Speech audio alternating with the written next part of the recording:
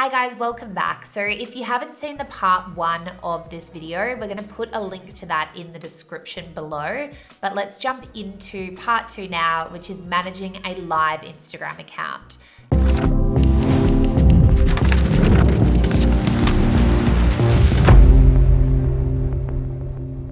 So the goal of our content on our Instagram account should always be to add value, build trust, and inspire action. Whether that action is engaging with the post or whether that is a conversion-based action, so purchasing your product. So first up, something that I get asked a lot is where to find content for your Instagram, and that is a totally valid question. You can definitely just reshare content from Instagram as long as you always credit the original creator there. So some places to find content include like niche or vertical accounts, which are like pages within your niche. The next place that you might want to be looking for content would be influencer accounts within your niche. So finding influencers that are relevant to your brand and resharing their content as well is always great. Influencer generated content is generally really aesthetic and well curated. So that's always going to be a great thing to use. The explore page, like make sure that you're engaging with the right types of accounts, like whether they are those influencer accounts or those niche or vertical accounts, and your explore page will be your best friend. Another place you can look is Pinterest, but my, hesitation with Pinterest from time to time is that it's harder to credit. Like a lot of people just credit like at Pinterest. That's not a credit. Like that's not who the creator was. So if you're able to find out who the original creator was through Pinterest, totally go for it and use that. If not, I would not be sharing anything without credit, because that is where your account can get flagged for copyright violation, and that is not what we want. Then team private message groups. So just sending the content as you see it. So let's move into saving content to collections. So once you found the content, you save it to a relevant collection, and that can help you plan your feed. You can name the collections after each content territory, for example. So last video in part 1, we covered content territories in terms of our feed strategy. This is an example from one of our clients' calming blankets, and we have the Sleep Spo collection here. So it's just like beautiful places that you could sleep. They sell weighted blankets. So we've got like different bedrooms or places where, you could have the blanket. So that is one collection idea.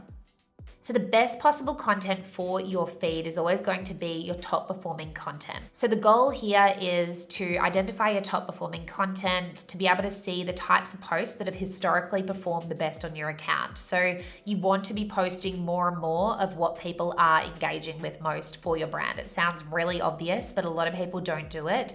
And when you do lean into this, you're able to get just such higher reach and engagement on your posts. So they're seen by more people, engaged with by more people, and ultimately, that therefore your brand is going to get much more exposure. So the process here is to head into your insights, and then under the content tab, go to posts and hit see all. You can then sort by, for example, 6 months, and you can even sort by relevant metrics like reach, engagement, saved, shares, website clicks. Website clicks is a really good one to sort by actually, because it can show you all of your top posts that have driven the most traffic across to your website. So because of course your goal is to drive as many of your followers across to your website to become customers of your brand. Then what we do is we identify commonalities between top performing content and certain responses. Once we see those commonalities, we can kind of make more informed choices about what we're posting to social.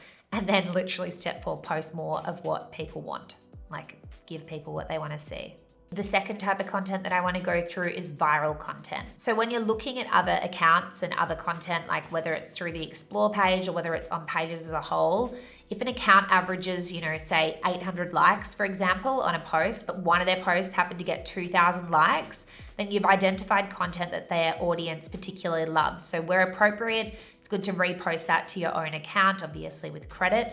And it's not only because their followers like the content more than other pieces that they saw it more than other content. Instagram actually uses visual recognition software that can tell if the same image is uploaded several times. So by reposting viral content within a few days of it first being posted, it'll mean that you'll get some of that viral momentum of that post as well. So Instagram can tell if a post has gone viral in the past, and they're more likely to give that post more reach when you reshare it. So That's just a tip when it comes to viral content. So now we've covered the actual content that we'll be posting, we need to think about the second part of our post. So obviously content and the visual sort of element is one side, but then there's captions. And I think that people forget that captions are like 50% of the equation as well. So the visual or post might stop your follower, from the kind of like infinite scroll, and then your caption will hold them there or convert them more likely as well. So I think captions are often really forgotten about, and we definitely need to utilize that. An Instagram caption is another chance to connect with your audience, add value, and provide a call to action. So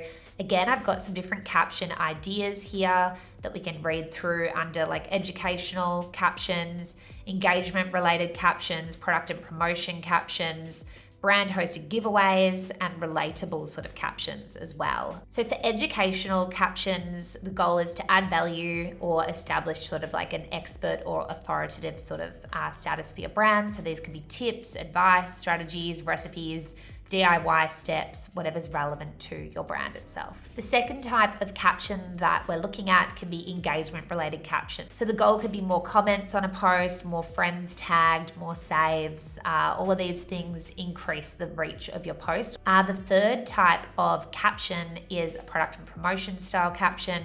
So showcasing the product to generate sales. So this could be product reviews, product features or benefits, so how it works, the problem that you're solving and your solution to that problem. Benefits, maybe listed in emoji dot points, like for this sleep brand, so like more hours sleep, fall asleep faster, fall asleep naturally without medication, help prevent insomnia, anxiety, and fatigue. So these are just some examples of some product and promotions style captions.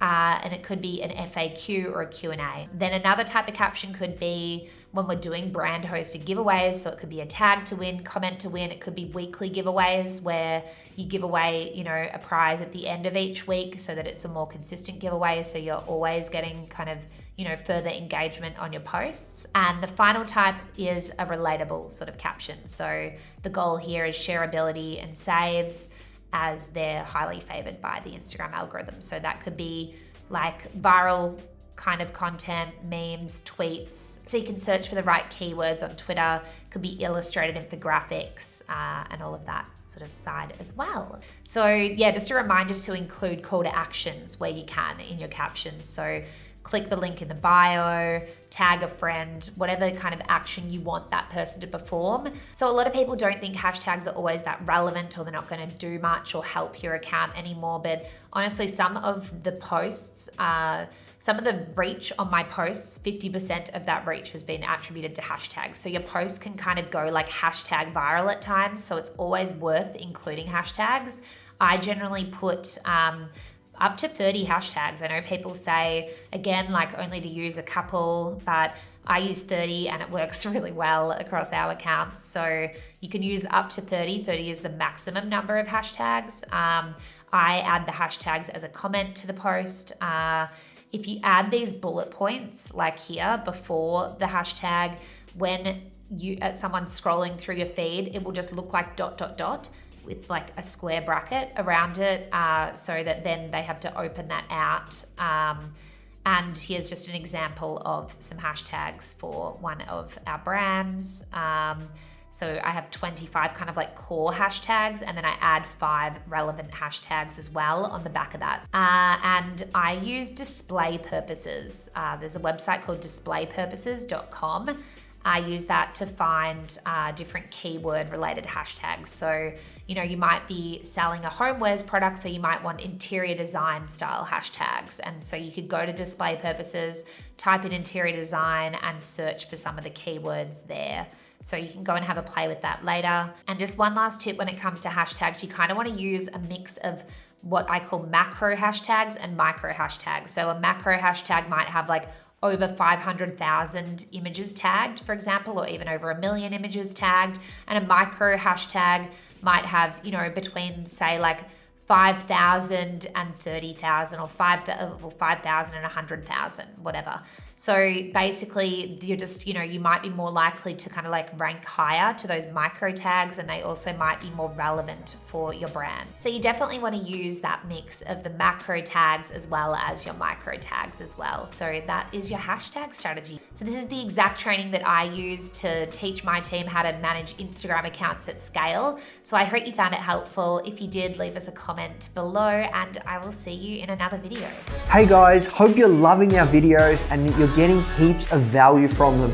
If you are, make sure to hit the like button and make sure to subscribe to join the Foundr fam. If you did enjoy this video and want to continue to master your skills, make sure you click here to access your free training now, where we'll go into way more depth with this Foundr.